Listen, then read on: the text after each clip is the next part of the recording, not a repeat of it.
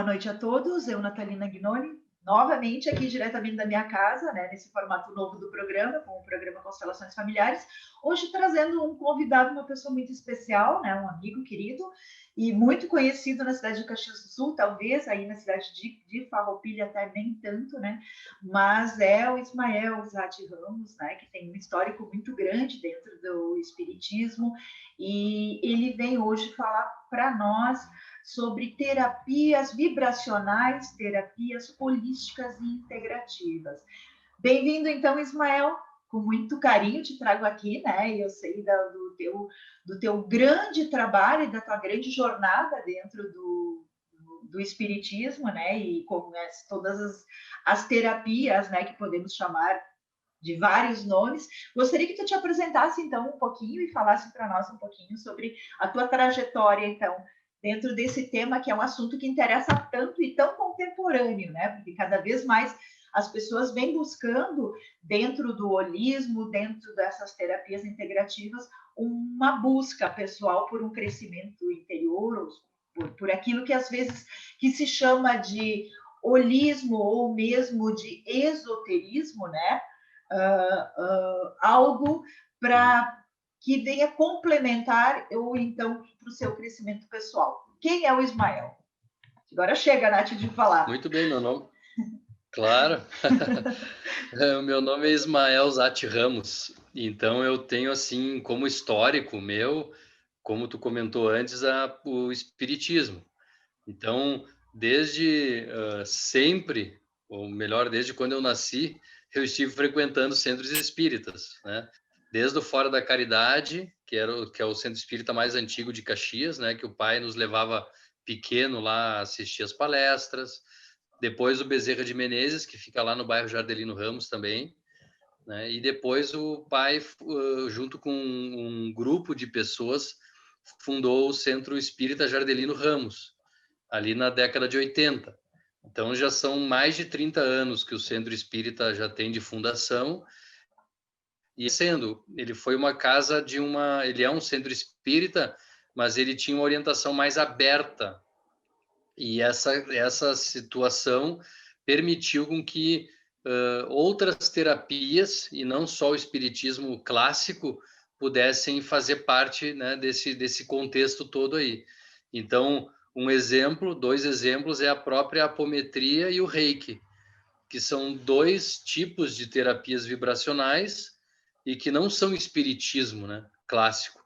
Não é o espiritismo de Kardec, né? Tanto que o Centro Espírita Clássico ele tem as suas diretrizes, né, formadas pela Federação Espírita, e ele se resguarda das outras terapias, porque eles têm as terapias próprias. Então é como se fosse assim para não misturar muito, né, ficar uma coisa bem caracterizada. As casas convencionais ou tradicionais se mantêm assim, e com muita razão, porque elas têm, né, uma característica uma de doutrina, preservar né? aquela doutrina. Isso. Elas querem preservar a pureza doutrinária, como se diz assim, Claro, né? claro. Como ela era no princípio, né? Então, por mais que a gente queira expandir, as escolas elas terminam tendo o seu valor se tu preserva, né, a essência de cada escola, e depois tu pode fazer a integração delas, que daí é uma questão bem mais ampla, mais complexa. Tu tem que ter uma cabeça muito boa. Tu sabe, né, que aquelas pessoas que já têm uma sabedoria maior, elas não estão presas a religiões ou a questões científicas ou a questões de qualquer tipo. Elas são pessoas integrativas. Claro. Então, as pessoas sábias, elas são integrativas, integradoras. Mas até chegar lá, a gente precisa das escolas bem separadas e bem compartimentadas para, didaticamente, a gente entender cada terapia, né? E esse é o olhar das constelações também, né? A gente nunca pode olhar para trás e dizer que tudo aquilo que nos construiu não merece mais um espaço e o espaço é só para o novo. O novo entra como uma forma de poder agregar aquele modelo que já estava, né?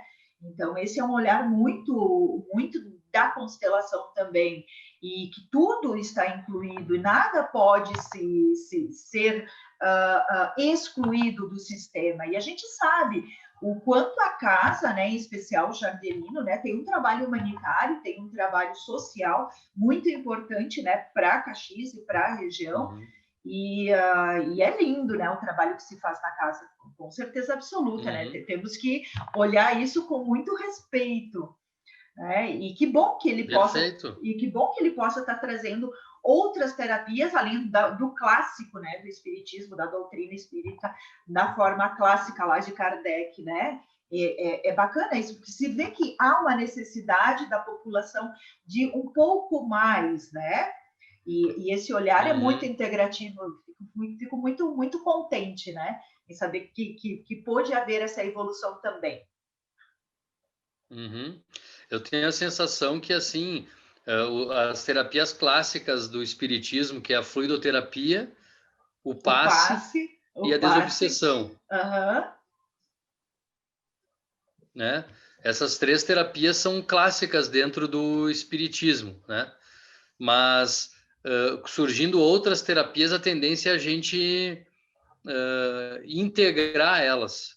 Claro que, como eu comentei antes, sem misturar demais nas escolas, porque as escolas bem compartimentadas é mais fácil para ensinar o aluno que está lá, né?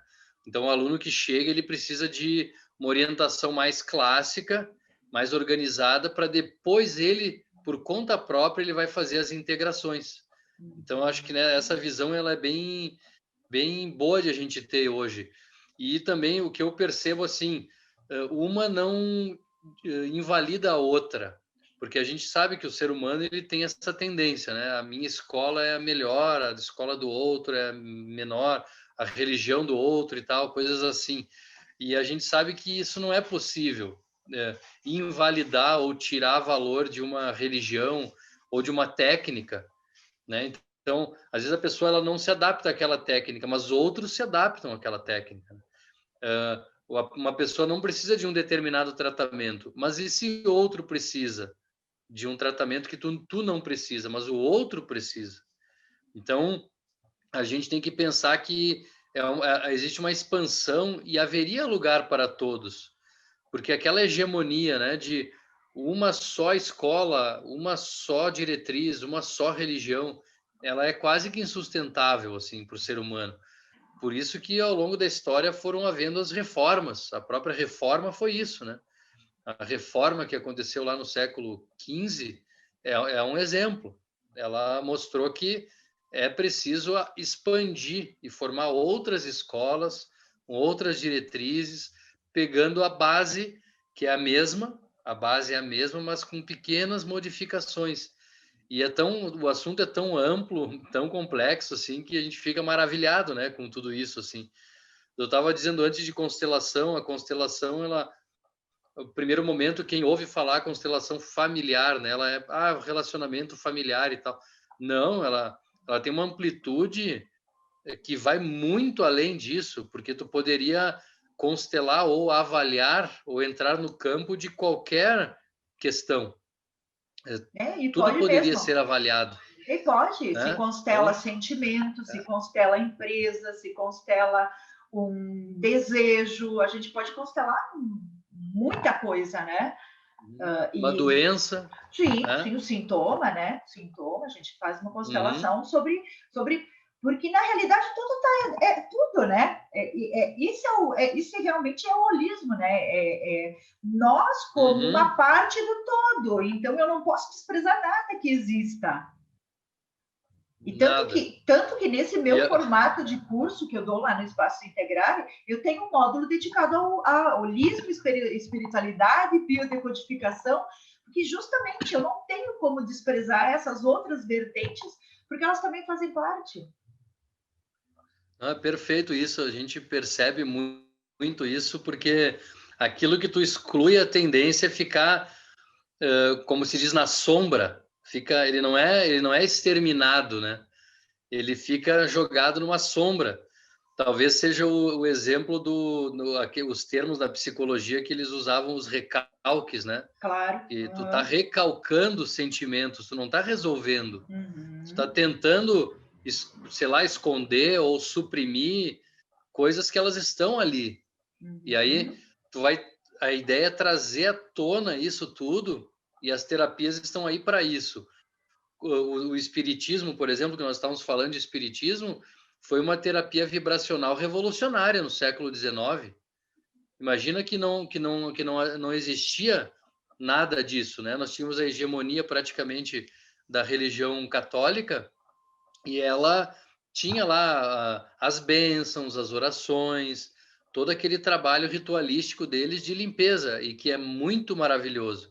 Mas é que para outras questões ele não estava suprindo o efeito.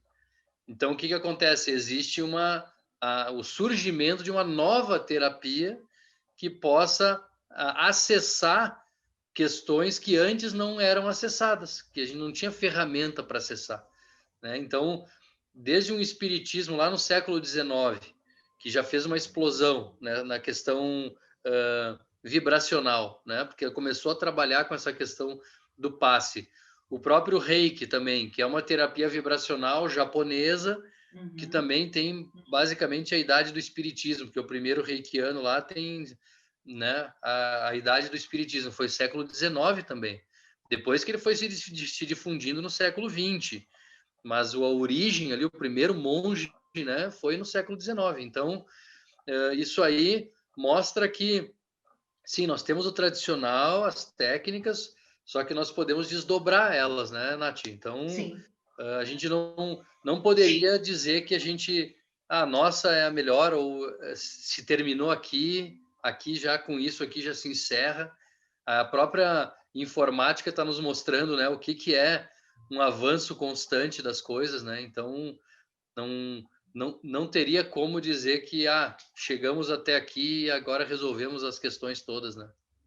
Isso me faz lembrar, olha, é uma conversa que eu vou trazer aqui que não tem muito a ver com aquilo que a gente está falando, mas eu acho que sincroniza com tudo.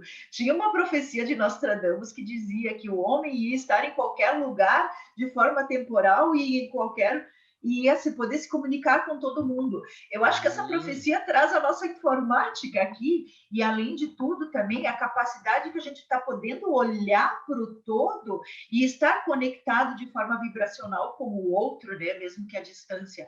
Que a gente pode ver isso, dessa atemporalidade na constelação familiar, através da feminologia, né, que já havia sido mencionada pela Gestalt lá com Fritz Perls, né, que é uma das bases de fundamentação, que a psicologia não engoliu muito bem, mas hoje nós temos, né, como uma pós-graduação da área da psicologia, e a gente vê que a psicologia está entrando também para esse campo da feminologia, esse campo de locais que a gente não consegue muito bem explicar de uma forma científica, porque existe algo maior, né, Ismael?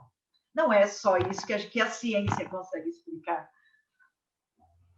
Os índios se referiam ao universo como grande mistério, né? Então, como é que tu vai conceber, tu quer racionalizar coisas que extrapolam a tua mente, né? Então, é só imaginar a gente próprio, é só tu se imaginar, Nath, eu me imaginar e cada um que está assistindo se imaginar. Nós, há pouco tempo atrás, nós éramos bem diferentes do que nós somos hoje, em Sim, entendimento. sim, com Imagina o certeza. nosso entendimento há poucos anos atrás. Nós estávamos com questões aqui que hoje já é resolvida para nós. Nós estamos resolvidos hoje, e há 2, 3 anos, 5 anos atrás, nós estávamos em conflito interno por não entender coisas que hoje nós entendemos. E a gente vê que as crianças também, elas já nascem com um padrão evolutivo superior, né? A nossa geração, a geração que veio, por exemplo, o meu neto, meus filhos já vieram muito melhores, meu neto já tem, assim, uma capacidade muito maior, né, de consciência. É incrível isso, como a gente vê que a humanidade, ela vem pedindo essa evolução. Ela já vem, né? Então, tudo isso faz parte de um campo, né, Ismael? A gente percebe que parece que tem uma expansão, e é difícil conter essa expansão, por mais que tente fazer, né? Às vezes, como se diz assim, as instituições, às vezes, elas não querem, né? Tanto as instituições políticas quanto as religiosas e até as científicas, porque se a gente tem esses pilares do conhecimento humano, né? São as grandes, vamos dizer assim, as grandes ciências, a política, a religião, a filosofia, a própria ciência como um todo, que é a ciência mais metodológica, aquela tida como aquela que é passada nas universidades, todas elas formam instituições e elas se fundamentam em instituições. E elas, parece que uma outra, quando se forma, ela se sente ameaçada daí. Né? Então é muito do ser humano isso, né? Claro. Porque eu montei a minha instituição, daí o outro vai ameaçar a minha hegemonia, os meus lucros. Em última instância também, né? A gente sabe que o ser humano é ávido, muitas vezes mais pelo lucro do que pela própria verdade. Então, a gente vê as instituições muito pesadas, às vezes elas estão se perdendo ali, né? Estão ali querendo manter, né, uma estrutura toda e não necessariamente buscando a verdade. Mas nós sabemos que o ser humano, a verdade, ela vai se fazer manifesta. Tem uma frase de Jung muito interessante que eu gosto muito, que ele diz assim: a alma fala baixo, mas ela não se cala até ser ouvida. Né? Então, ela está ali, as tuas questões elas vão permanecer ali, sussurrando, te incomodando, te tirando uma noite de sono, te fazendo adoecer, te fazendo empobrecer, te fazendo uma série de situações para te pedir assim, por favor, tu tem que olhar algumas questões aí, e as terapias vibracionais elas são maravilhosas por isso. Quem se sente mais confortável de ir, por exemplo, lá no centro espírita, né, numa casa mais consagrada, vamos dizer, mais tradicional, um altar ótimo. branco. Isso, é mais tradicional, é uma coisa consagrada, sim. né? Então a pessoa se sente mais confortável porque é consagrado. Mas as terapias vibracionais, elas extrapolaram o meio religioso agora. Elas estão na religião, nos centros espíritas, mas estão também no campo científico, estão dentro dos consultórios. Agora, isso para mim é irreversível, a não ser que sei lá, se instale uma ditadura, um negócio que feche todas as casas assim, eu acho que a tendência é expandir, o ser humano aprender a expandir a sua consciência, enxergar as suas questões, olhar para a sua sombra, para as suas questões lá, sem medo, sem fuga, sem negação. Eu mesmo vim da escola da negação, né, e neguei muito tempo, muitas coisas em mim, e hoje estou procurando meio, às vezes, um certo incômodo, né? Mas a gente vai olhar daí, mesmo com medo, com receio, aquele típico do ego, que gosta de ser aprovado, de ser aceito, de ser melhor, né? Só que a gente vai numa terapia e ela vem, e a verdade vem, porque o terapeuta, ele está a serviço ali. É muito difícil tu ter um terapeuta assim que mal intencionado, é difícil de ter isso. Claro. Porque ele está mexendo com uma questão muito sagrada É do ser sagrado. humano, que é o bem-estar dele ali. É sagrado aquilo ali. É sagrado, né? totalmente. E o terapeuta, tu como terapeuta, tu sabe que tu tá ali mexendo no sagrado do ser humano, né? Eu como terapeuta também, assim, então eu vejo que as terapias, quando eu faço, eu tenho uma sensação depois de ter feito a terapia maravilhosa, porque eu vi que muitas coisas dali eram um campo que foi canalizado para dar um bom andamento para aquela questão e dar uma resolução para o nosso cliente que está ali, né? O nosso irmão que está ali solicitando ajuda para ele se melhorar e melhorar todo o contexto depois, né? E a gente vê como é bonito, né, hoje a medicina, né, trazendo... Nós tivemos um congresso holístico e quem abriu o congresso foi o doutor, aquele doutor que é cardiologista em Porto Alegre, como é que é o nome dele? Me ajuda a lembrar, Ismael. Ah, eu não sei agora. Muito, é lá da Santa Casa, lá, não estou lembrada agora do nome dele, mas é um dos mais reconhecidos cirurgiões cardíacos do Brasil, né? E ele que abriu o Congresso Holístico, né? Falando sobre medicina e espiritualidade, né? Nós temos o próprio César, né? Que trabalha no consultório também, né? Junto com a medicina, alopática, né? Trabalha com espiritualidade também, né? Que eu acho que o caminho é esse, né? Porque a gente olhar para o ser humano de uma forma integral, né? Nós não somos somente matéria, nós temos aqui uma psique, nós temos uma alma, né? Então, o ser humano, ele é composto por tudo isso. E veja, né? Você, seu pai também da área da saúde, né? E trabalhei sabendo que o ser humano não é só um dentinho, né, Ismael? Não é só um pedaço de carne aí. Tem muito mais além disso. Tem muito mais. Então, tem muita coisa, um universo, cada ser humano é um universo ali.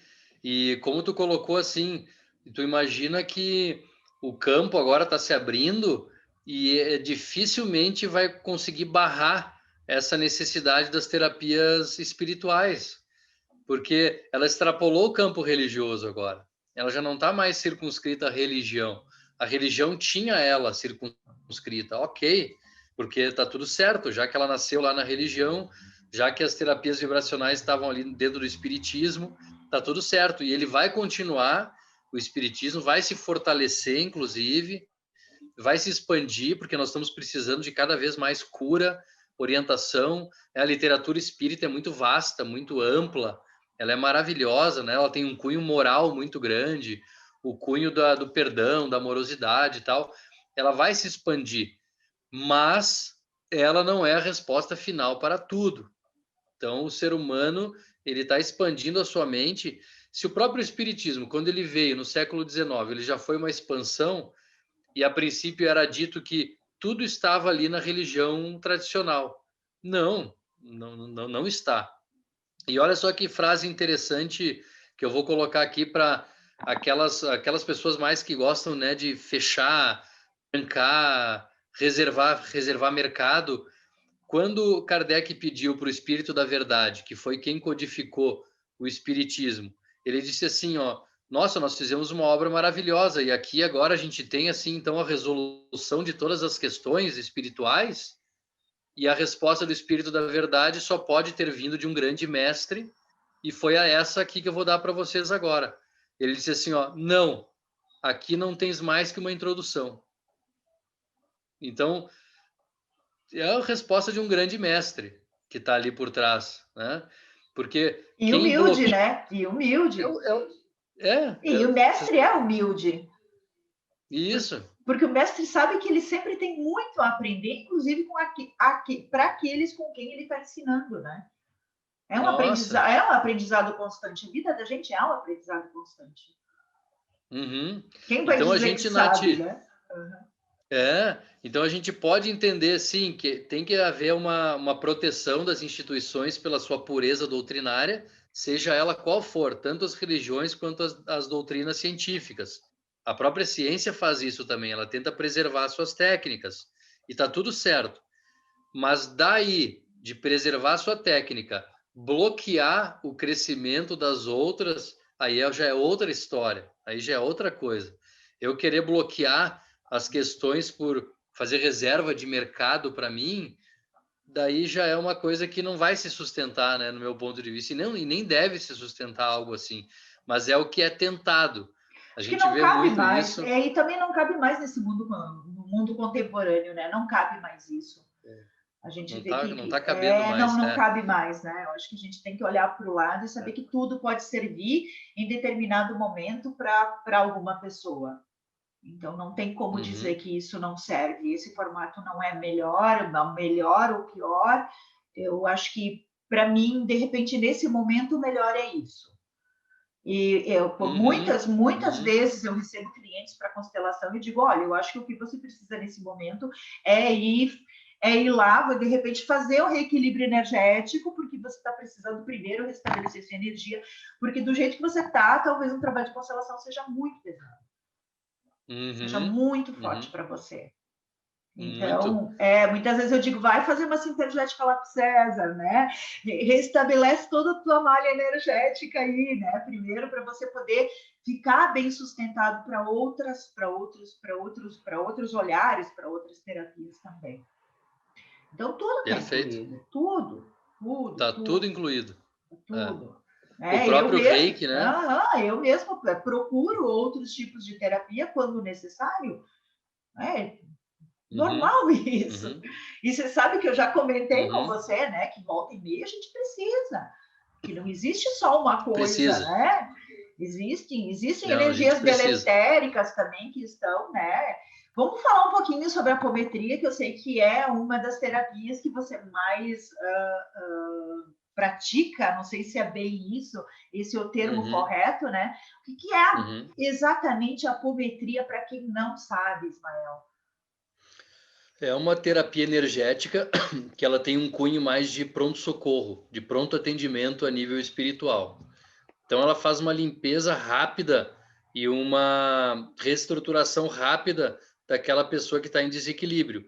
Dá para se comparar ela com um pronto-socorro num hospital, por exemplo. Então ela veio com uma questão, ela vai ser atendida e vai ser liberada. Só que não quer dizer que a pessoa não tenha outras questões para se resolver, outros tratamentos para fazer. Então não existiria só o pronto-socorro como tratamento, né? Existem outras terapias. Então a apometria ela tem um atendimento muito rápido e efetivo. Então, às vezes, de 10 minutos, 5, 10 minutos, tu consegue fazer rapidamente uma limpeza do campo vibracional. Então, tu faz encaminhamento, como ela tem a característica mais assim da espiritual no sentido de obsessão, então tu faria o tratamento daquelas entidades todas que estão ligadas, o tratamento energético e o encaminhamento dessas entidades todas para postos de atendimento, para elas receberem as suas terapias lá no outro plano, no plano astral, né? Então, Sim. essa resumidamente o que seria uma apometria. E ela é um avanço na técnica da desobsessão. Ela foi assim Uhum. ela surgiu ali, as primeiras publicações do Dr. Lacerda ali em Porto Alegre foi nos anos 80. Então, ela tem 30 e poucos anos, né? Então, ela é mais recente e ela trouxe uma, um progresso bem grande nas terapias de desobsessão, nas terapias energéticas dentro do espiritismo.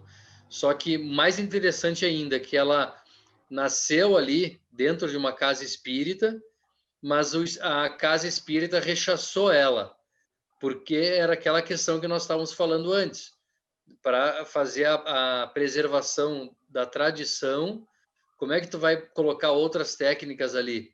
Então, isso aí é algo maior. Então, como ele é algo maior, teria que fundar uma instituição própria para isso, fundar uma nova escola, como, por exemplo, fez o Bert Hellinger, por exemplo, com as constelações. Então, ele uniu aprendizados que ele teve de várias questões, de vários mestres, de vários professores, psicólogos renomados, pessoas com técnicas avançadas. E o que ele fez? Ele definiu um sistema novo, porque seguramente, se ele quisesse reformar uma instituição, ele seria mandado embora também, né? Porque dificilmente vai acontecer isso, Foi né? o que Porque aconteceu com o Fritz Perls em relação a Freud, né? No ah, momento, tá. que ele quebrou com o Freud, daí ele criou a Gestalt, né? Entendeu? Olha Porque, só, foi exatamente, porque aí não tem como, né? não Aí tem você mais como. não tem mais como, né? Não, não Mas, tem.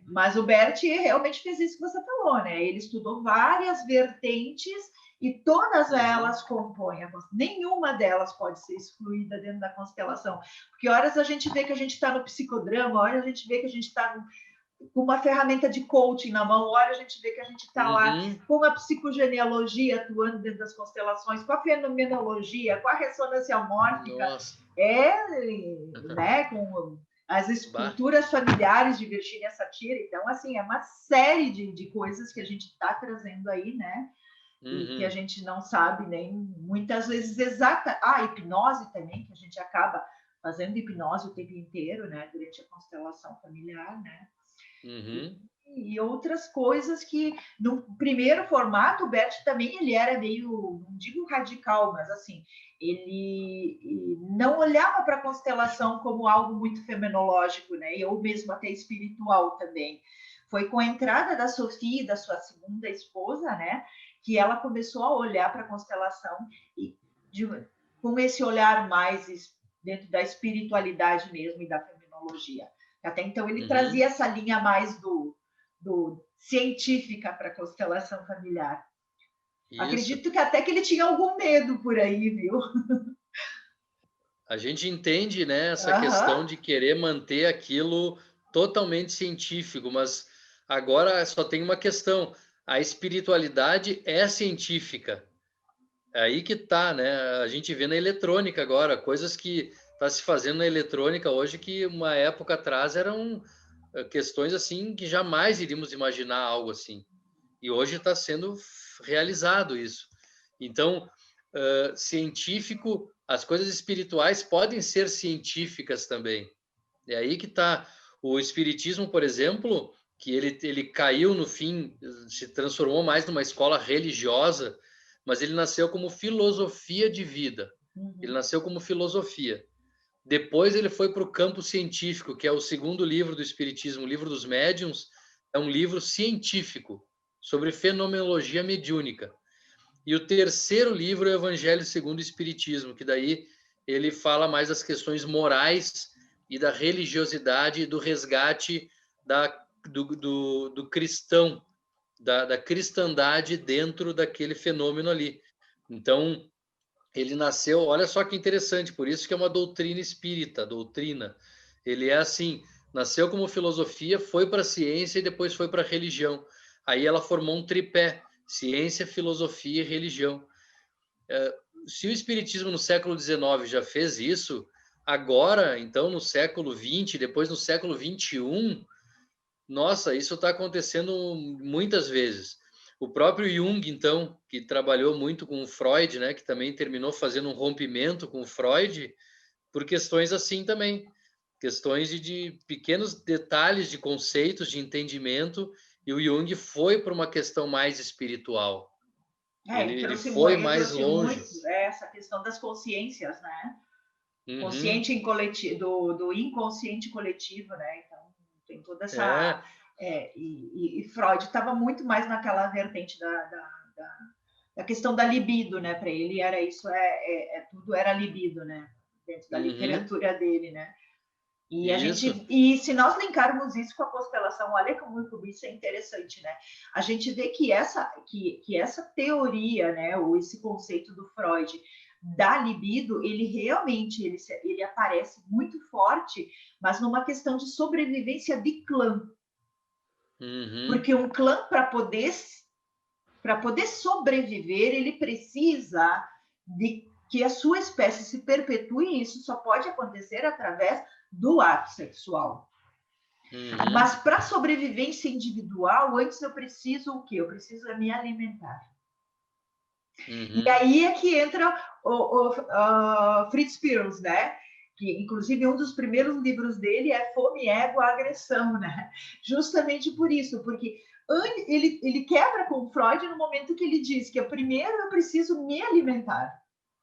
Uhum. Então, as Uhum. questões com a alimentação, que a gente vê muito forte, inclusive, em várias dinâmicas até de constelação familiar, né? Nas questões de sobrepeso, nas questões de distúrbios alimentares, nas intolerâncias, a gente vê que aí nós temos algo para ser trabalhado. Então, é o nosso primeiro meio de sobrevivência depois da respiração, que aí já entra na parte espiritual, né, Ismael? Totalmente. A respiração que entra na parte... Nós temos a alimentação. Então, a alimentação Uhum. como recurso de sobrevivência dentro de um cognitivo, podemos dizer assim. Então, aonde está o meu cognitivo? Porque o respirar é um ato que ele acontece involuntariamente. Uhum. Não é Uhum. algo pensado. Mas o se alimentar, ele é algo que também precisa do meu mental. Uhum. Então, aí é que surgem, de repente, os primeiros conflitos humanos, né, na questão da alimentação. E o Uhum. sexo, por conseguinte, também vem, mas nós vemos isso atuando mais de forma transgeracional por trás das gerações, né?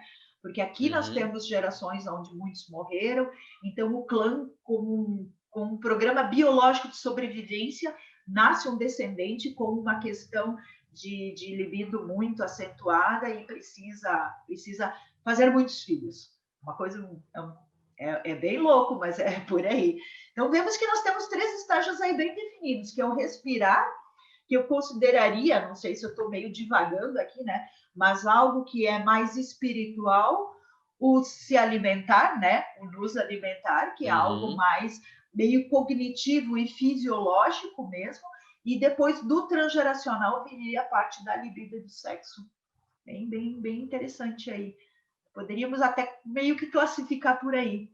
E aí você está Uhum. falando do ar agora, né? Isso. Do ar. Como eu gosto muito, eu gosto bastante do conhecimento ancestral, então recuperar a ancestralidade para sentir, eu senti um sentido muito grande, assim, fez sentido para mim e senti um bem-estar bem grande quando eu fui lá para trás. Então, procurar aquele conhecimento mais antropológico, mais indígena, aquele conhecimento muito mais antigo, de milênios e milênios. Então, eles faziam as explicações da linguagem deles. Então, tu colocou ali questões importantes, normalmente relacionadas à sobrevivência aos chakras inferiores, ao primeiro, segundo e terceiro chakra. Então, a parte sexual e a parte da alimentação Uhum. são dos chakras inferiores, que é a Isso. sobrevivência, primeira Primeira sobrevivência. sobrevivência. Isso.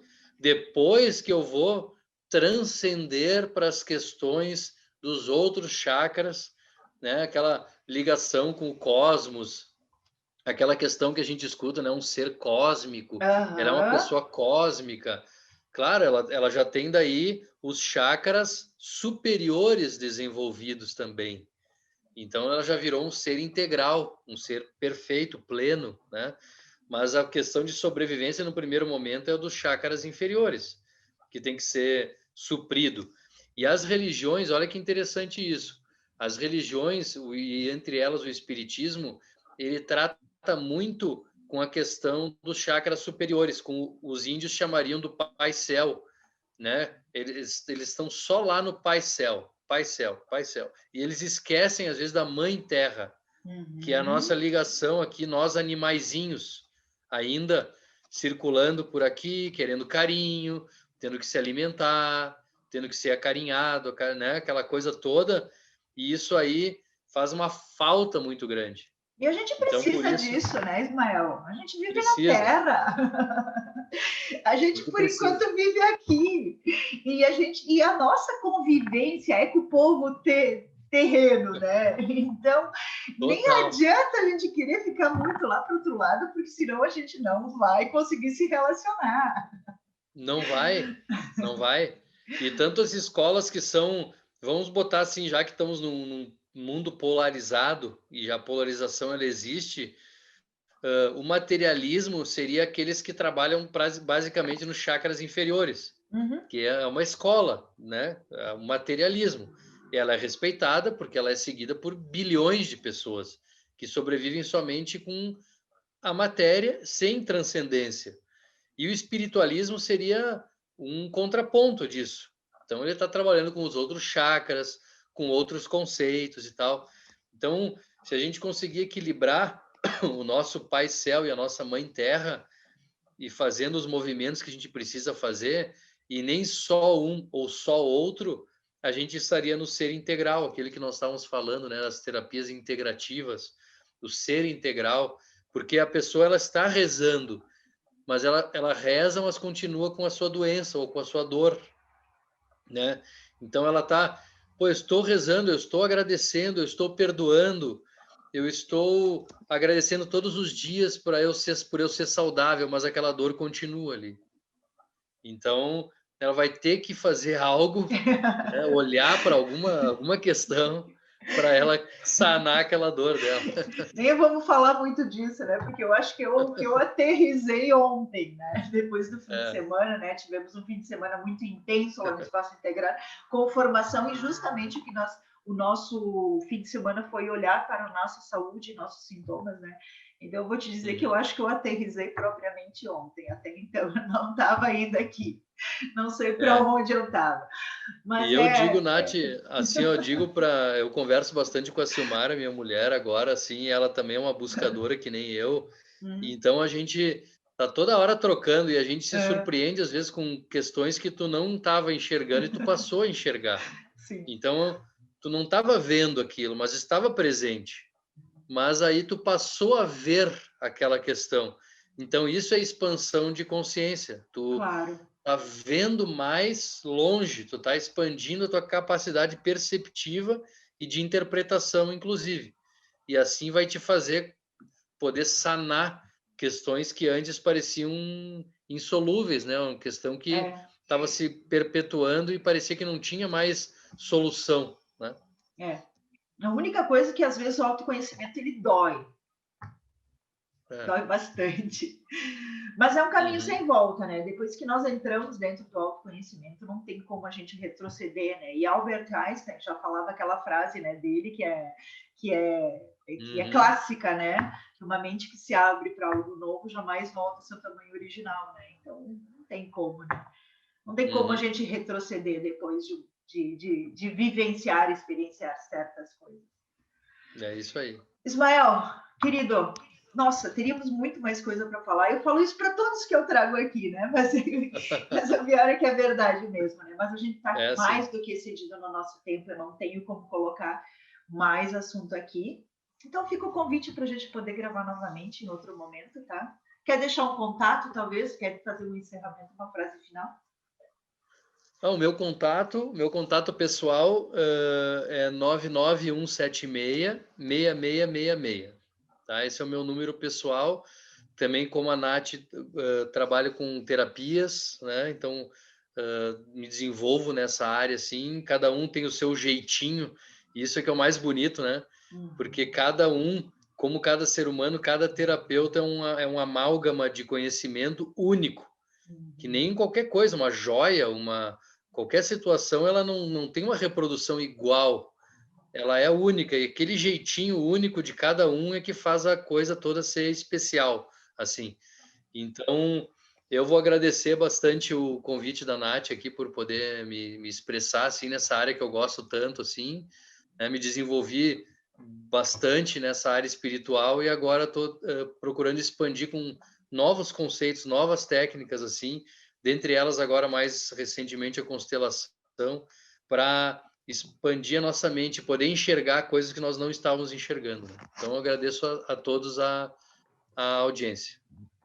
Muito obrigada, Ismael. Um beijo no coração, um beijo na Silmara também, né? Uma pessoa que eu tenho, assim, apreço e um carinho muito grande, tá? E então tá aí, tá? Mais um programa de constelações familiares, trazendo essa pessoa querida aí, Ismael. Obrigada aí, Ismael. Boa noite para todos.